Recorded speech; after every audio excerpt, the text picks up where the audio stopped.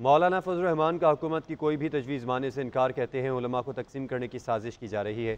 علماء کو علماء کے مقابل لایا جا رہا ہے۔ ریاست سے تصادم نہیں چاہتے، ہم مدارس کی رجسٹریشن چاہتے ہیں، یہ ہمیں کہیں اور دھکیل رہے ہیں۔ ہم قانون کی بات کر رہے ہیں، حکومت اس کو سیاسی اکھاڑا نہ بنائے۔ صدر دوسرے ایکٹ پر دستخط کر سکتے ہیں تو مدارس بل پر کیوں نہیں؟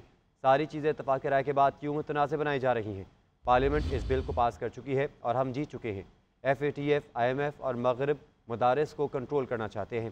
مارچ سے متعلق سوال پر بولے مفتی تقی عثمانی نے 17 دسمبر کو مدارس سے متعلق اجلاس بلایا ہے، اس میں اہم فیصلے کریں گے۔